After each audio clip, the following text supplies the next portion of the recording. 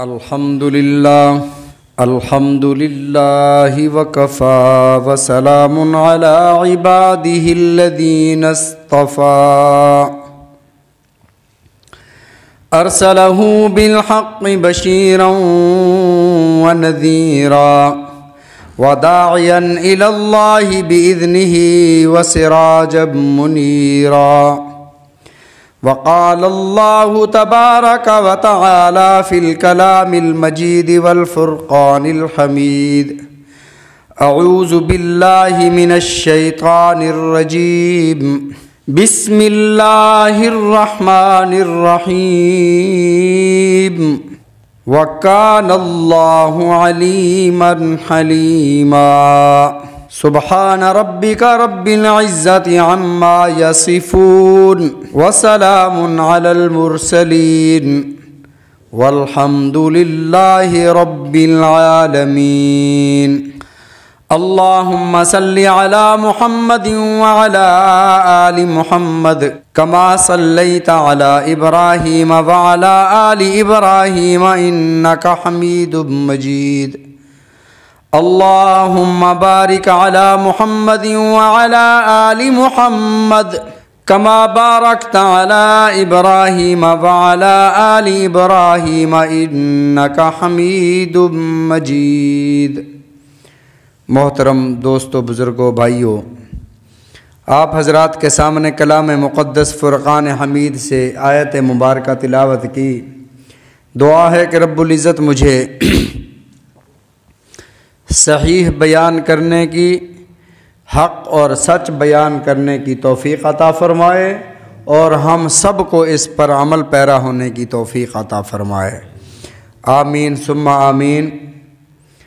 جو آیت کریمہ میں نے آپ کے سامنے تلاوت کی، اس آیت مبارکہ میں اللہ رب العزت نے اپنی دو صفات کا تذکرہ فرمایا اور فرمایا وَكَانَ اللَّهُ عَلِيمًا حَلِيمًا، اور بے شک اللہ رب العزت علیم بھی ہیں، حلیم بھی ہیں.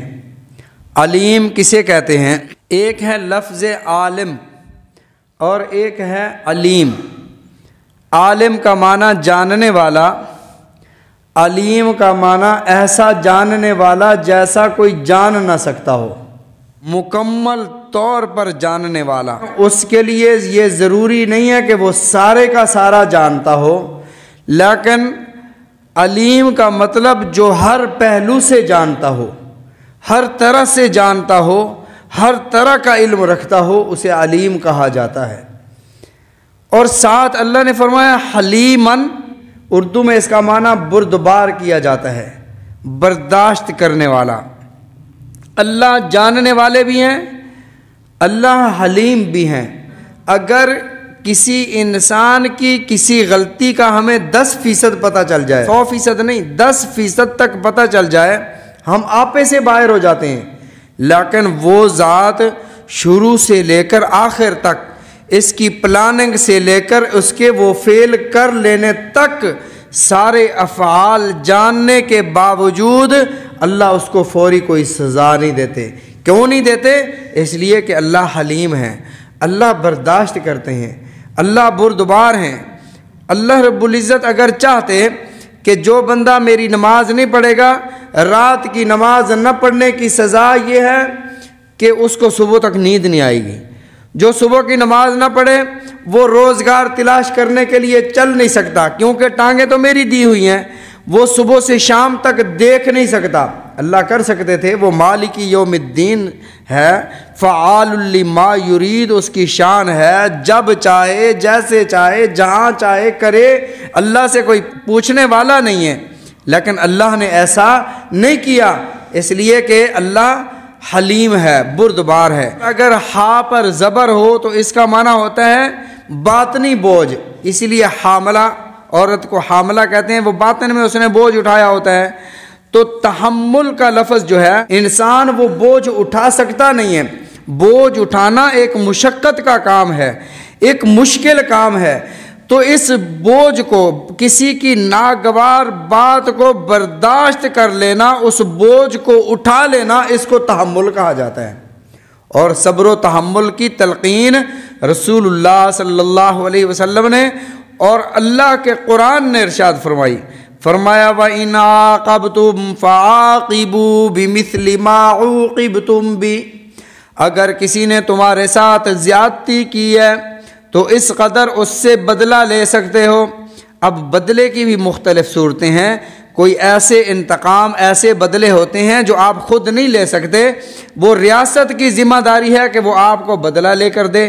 اگر ہر شخص اٹھ کر خود بدلہ لینا شروع کر دے تو نظام خراب ہو جائے گا، ساری کائنات درہم برہم ہو جائے گی، نظام میں فساد آ جائے گا۔ سب سے بہترین عمل جو ہے وہ معافی ہے۔ اگر کسی نے آپ کے ساتھ زیادتی کی ہے تو معاف کر دو، اگر معاف نہیں کرتے ہو فَمَنِ اعْتَدَىٰ عَلَيْكُمْ، کسی نے تم پر زیادتی کی ہے فَاعْتَدُوا عَلَيْهِ بِمِثْلِ مَا اعْتَدَىٰ عَلَيْكُمْ، جس قدر زیادتی کی ہے اتنا ہی بدلہ لے سکتے ہو۔ إِنَّ النَّفْسَ بِالنَّفْسِ، جان کے بدلے جان، اگر کسی نے کسی کی جان لے لی ہے تو آپ خود جا کر اس کا بدلہ نہیں لے سکتے، بلکہ ریاست کی ذمہ داری ہے کہ آپ کو وہ بدلہ لے کر دے۔ إِنَّ النَّفْسَ بِالنَّفْسِ والعین بالعین، آنکھ کے بدلے آنکھ، والانف بالانف، ناک کے بدلے ناک، والاذن بالاذن، کان کے بدلے کان، والجروح قصاص، زخم کے بدلے زخم۔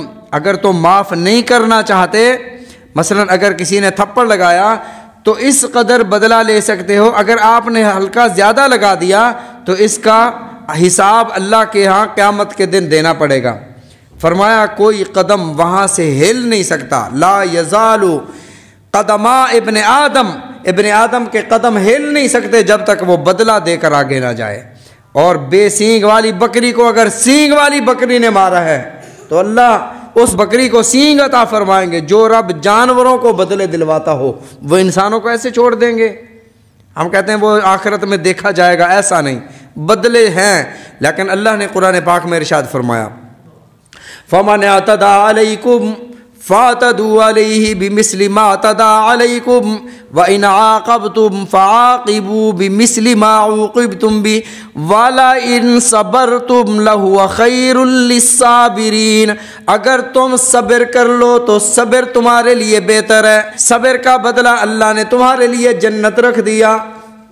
یہی وجہ تھی صحابہ کرام رضوان اللہ علیہم اجمعین فرماتے ہیں لا یزید کثرت الاذی الا صبرا، رسول اللہ صلی اللہ علیہ وسلم پر ظلم و زیادتی لوگوں کی طرف سے بڑھتی جاتی تھی تو میرے آقا کا صبر بڑھتا چلا جاتا تھا۔ وعمل اسراف الا حلما، اگر جاہل کوئی میرے آقا علیہ الصلوۃ والسلام کے ساتھ زیادتی کر جاتا تو میرے آقا کا حلم بڑھتا چلا جاتا تھا۔ اب اللہ کا حلم کیا ہے؟ اللہ رب العزت حوصلے والے کیسے ہیں؟ ایک یہودی آتا ہے اور ابو بکر صدیق رضی اللہ تعالیٰ عنہ کے سامنے کہتا ہے تمہارا اللہ فقیر ہے، ہم غنی ہیں، ہم مالدار ہیں، یہی وجہ ہے کہ تمہارا اللہ کہتا ہے کہ صدقات کرو، میری راہ میں خرچ کرو، انصر اللہ، اللہ کی مدد کرو۔ اس کا مطلب یہ ہوا کہ تمہارا اللہ غریب ہے اور ہم غنی اور مالدار ہیں۔ صدیق اکبر رضی اللہ تعالیٰ نے کھینچ کے تھپڑ لگایا اور نیچے جا کے گرا، اللہ کی گستاخی کرتے ہو۔ اب یہ روتا ہوا آیا رسول اللہ صلی اللہ علیہ وسلم کی خدمت میں، یا رسول اللہ ابو بکر صدیق نے بلا وجہ مجھے مار دیا ہے، بلا وجہ تھپڑ مار دیا، مجھ پر زیادتی کی ہے۔ آپ نے ابو بکر صدیق رضی اللہ تعالیٰ عنہ کو بلایا، ابو بکر مارا ہے؟ جی یا رسول اللہ مارا ہے۔ لو کان سیفا منی قریبا لضربتہ عنقا، اگر میرے پاس تلوار ہوتی تو اس کی گردن قلم کر دیتا، اس کا سر قلم کر دیتا، اس نے اللہ کی گستاخی کی ہے۔ اے میرے محبوب، ہم تو آپ کی شان میں گستاخی برداشت نہیں کرتے، اس نے تو اللہ کے بارے میں یوں کہا ہے۔ رسول اللہ صلی اللہ علیہ وسلم نے ارشاد فرمایا ابو بکر میری شریعت میں قانون یہ ہے البینۃ علی المدعی والیمین علی من انکر، مدعی کے ذمہ گواہ ہیں، اگر گواہ موجود نہ ہوں، آپ کا دعویٰ یہ ہے کہ اس نے گالیاں دی ہیں تو آپ گواہ لے آئیں، والیمین علی من انکر، اور جو انکار کر رہا ہو، جو انکاری ہو، اس کے ذمہ قسم ہے، اور وہ یہودی تو پہلے قسمیں کھا رہا ہے کہ میں نے کچھ بھی نہیں کہا، وہ قسمیں کھا رہا ہے، یا تو آپ گواہ لے آئیں۔ ابو بکر صدیق رضی اللہ تعالیٰ عنہ نے عرض کیا یا رسول اللہ میں اکیلا ہی تھا، اس نے اللہ کی شان میں گستاخی کی، میں نے تھپڑ لگا دیے، اب میں کہاں سے گواہ لے آتا کہ یہ گستاخی کر رہا ہے؟ آپ نے فرمایا ابو بکر میری شریعت میں گواہوں کے بغیر مقدمہ ثابت ہی نہیں ہوتا۔ اللہ کا قرآن کہتا ہے ان النفس بالنفس والعین بالعین والانف بالانف والاذن بالاذن، ہر چیز کا ایک بدلہ ہے، والجروح قصاص، زخم کے بدلے زخم ہے، تھپڑ کے بدلے تھپڑ ہے۔ پھر یہودی آپ کو تھپڑ مارے گا۔ جب اللہ نے دیکھا کہ میرا صدیق میری عزت کی حفاظت کرتے ہوئے آج میرے محمد کریم صلی اللہ علیہ وسلم ابو بکر کے خلاف فیصلہ دینے لگے ہیں، اور فیصلہ گواہوں پر حق یہی تھا، اللہ نے جبرائیل کو بھیجا، جا جبرائیل میرے محمد کے پاس اور جا کر میرا یہ کلام سنا دے، لَقَدْ سَمِعَ اللَّهُ قَوْلَ الَّذِينَ، حوصلہ دیکھیں میرے رب کا۔ اللہ چاہتے تو اسے اس وقت گونگا کر دیتے، اللہ چاہتے تو اس یہودی کو اسی وقت زمین میں دھسا دیتے، لیکن رب کے حوصلے دیکھو، رب نے اس کو زمین میں نہ دھسایا، آسمان سے اس کے لیے پتھر نہ برسائے، اللہ نے آیات نازل فرمائی، لَقَدْ سَمِعَ اللَّهُ قَوْلَ الَّذِينَ قَالُوا إِنَّ اللَّهَ فَقِيرٌ وَنَحْنُ أَغْنِيَاءُ۔ اے میرے محبوب، اللہ نے یہودی کی بات سن لی تھی جب وہ کہہ رہا تھا ان اللہ فقیر ونحن اغنیاء، اللہ تمہارا فقیر ہے ہم غنی ہیں۔ سنکتب ما قالوا وقتلهم الانبیاء بغیر حق، جو اس نے کہا ہم نے وہ لکھ لیا، اس کے نامہ اعمال میں لکھا گیا۔ اے میرے محبوب، یہ تو یہودی وہ ہیں قتلهم الانبیاء بغیر حق، بغیر حق کے ناحق یہ انبیاء کو قتل کر دیا کرتے تھے۔ یہ تو وہ ہیں، یہ تو ابو بکر، یہ تو بات تھپڑ کی ہے، یہ تو انبیاء کے قاتل ہیں، یہ تو ابو بکر کو ناحق تھپڑ مار رہا تھا، یہ تو انبیاء کے قاتل ہیں۔ تو میرے رب کے حوصلے دیکھو، ایک انسان گناہ کرتا ہے اور پلاننگ کرتا ہے، شروع سے جب وہ ارادہ بناتا ہے گناہ کا، رب اس سے مطلع ہے، رب اس سے باخبر ہے۔ یعلم خائنۃ الاعین، یہ جو تم چھپ چھپ کر غیر محرم کی طرف دیکھ رہے ہوتے ہو کہ تمہیں کوئی دیکھ نہیں رہا ہے، چھپ کر دیکھتے ہو، تمہیں کوئی دیکھ نہیں رہا ہے، اگر کوئی تمہیں دیکھ رہا ہو پھر نگاہیں جھکا لیتے ہو کہ میں بڑا بزرگ ہوں، میں بڑا باوقار انسان ہوں، میں عزت دار ہوں، میں نیچے دیکھ رہا ہوں، میں نگاہ اوپر نہیں اٹھاتا۔ جب کوئی نہیں دیکھتا ترچھی نگاہوں سے غیر محرم کی طرف دیکھتے ہو، یعلم خائنۃ الاعین، یہ تمہاری آنکھوں کی خیانت رب دیکھ رہا ہوتا ہے۔ وَيَعْلَمُ مَا تُخْفِي الصُّدُورُ، اپنے دلوں میں جو تم پلاننگ کرتے ہو، جو تم سوچتے ہو، جو تم گناہ کا ارادہ کرتے ہو، گناہ کے ارادہ کرنے سے لے کر اس گناہ کے کر لینے تک، ہر ہر فعل سے، ہر ہر عمل سے رب باخبر ہے۔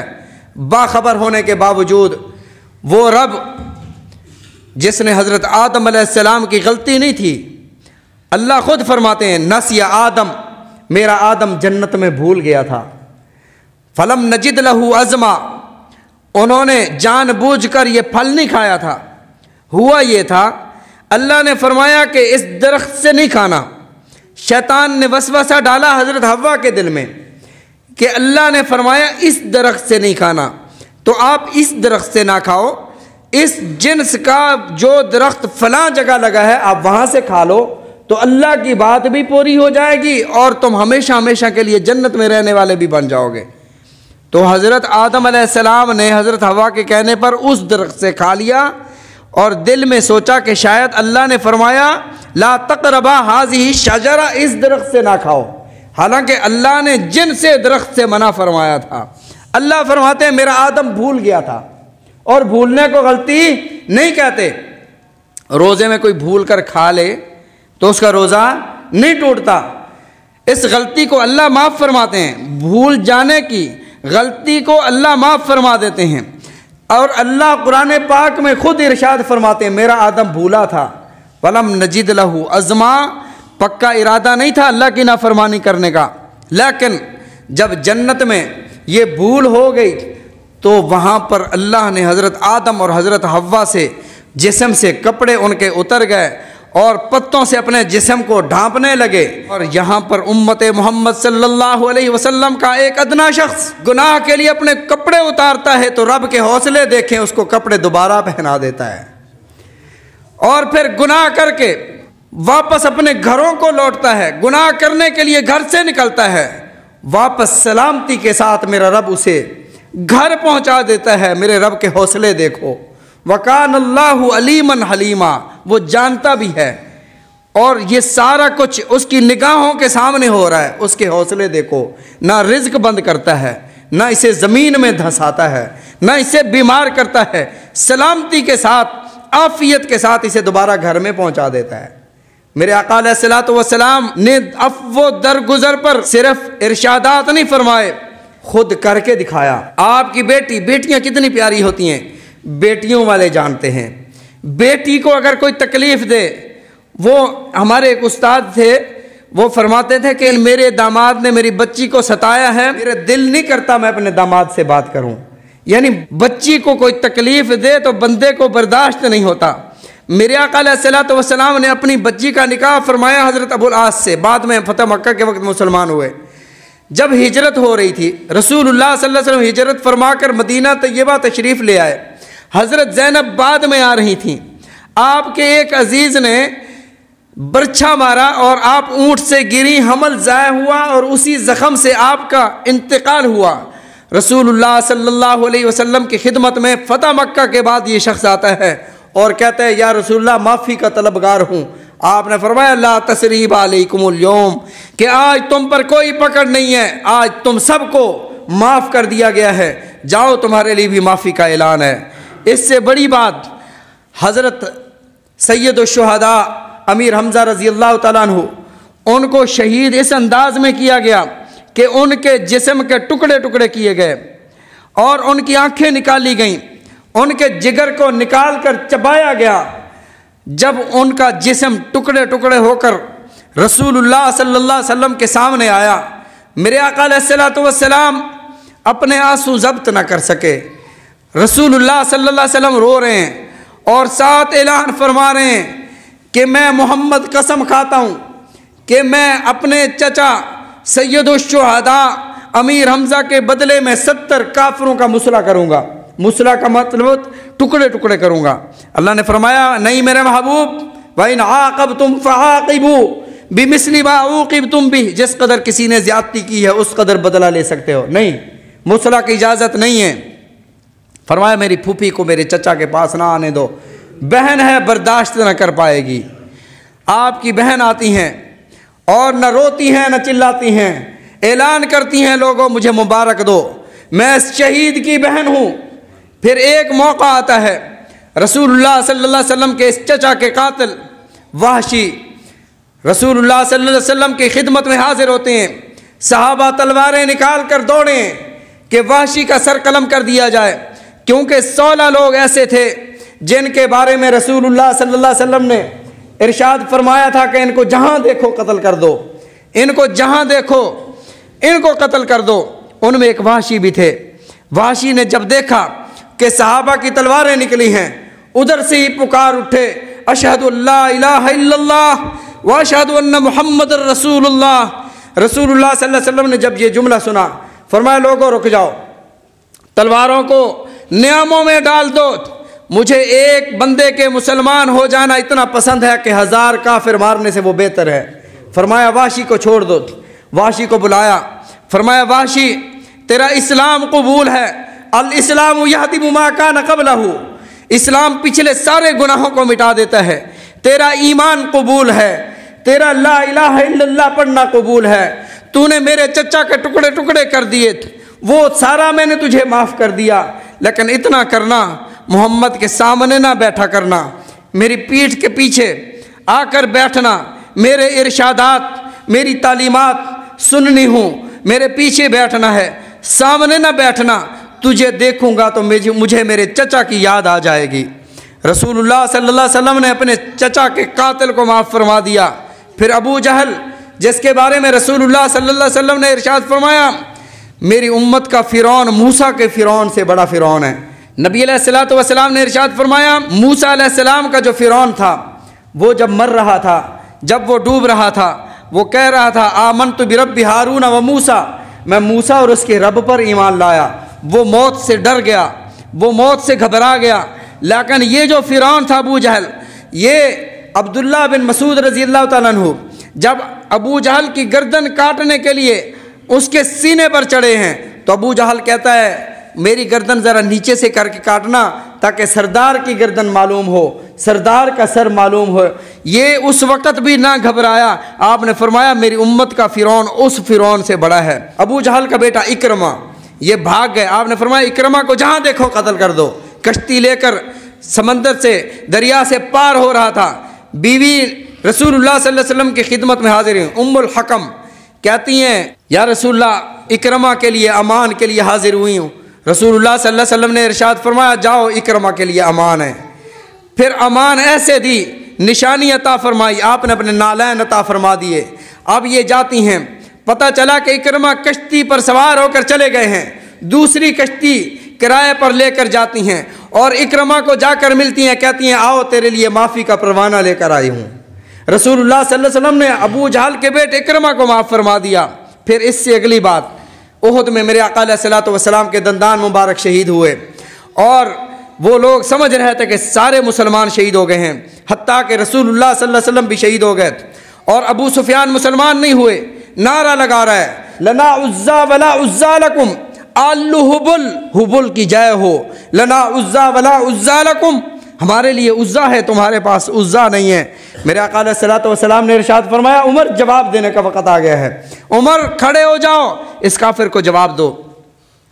حضرت عمر رضی اللہ تعالیٰ عنہ کھڑے ہوئے، فرمایا اللہ مولانا ولا مولا لکم، ہمارے پاس اللہ جیسا مولا ہے، تمہارے پاس اللہ جیسا مولا نہیں ہے۔ وہ تمہارے پاس عزا تو ہے، لات و منات تو ہیں، لیکن تمہارے پاس اللہ نہیں ہے۔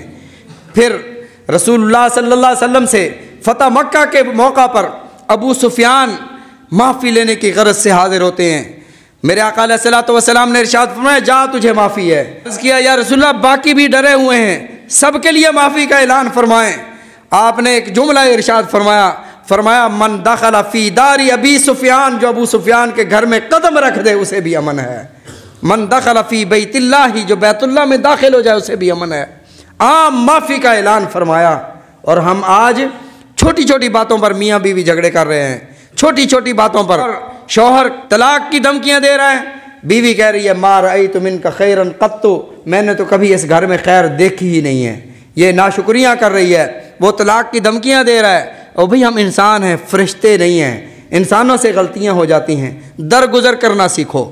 گھروں میں اگر یہ ایسے چلتا رہا تو زندگی جہنم بن جائے گی، عذاب بن جائے گی، اس لیے درگزر کرنا سیکھو، تحمل اور بردباری سیکھو، برداشت کرنا سیکھو، یہ جھگڑے مٹ جائیں گے۔ اگر رسول اللہ صلی اللہ علیہ وسلم کی زندگی آپ پڑھیں، عائشہ بھی ناراض بھی ہو جاتی تھیں، آپ فرماتے تھے اے میری منی عائشہ، چھوٹی تھیں، اے میری منی عائشہ، حضرت عائشہ فرماتی ہیں میں مسکرا دیا کرتی تھی، ہماری جو بات تھی وہ ختم ہو جاتی تھی۔ ایسے کئی واقعات ہیں رسول اللہ صلی اللہ علیہ وسلم کے۔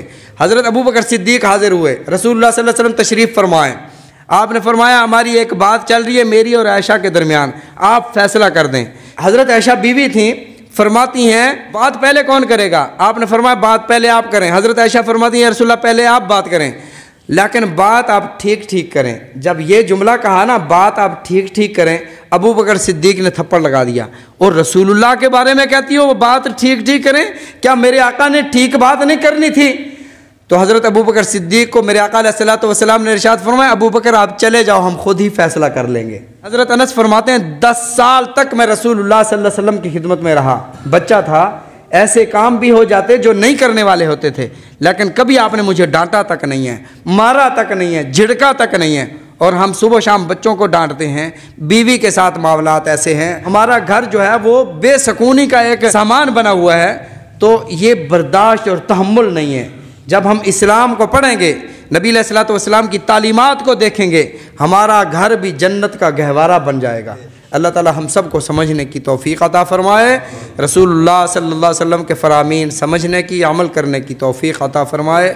وآخر الدعوانا الحمدللہ رب العالمین۔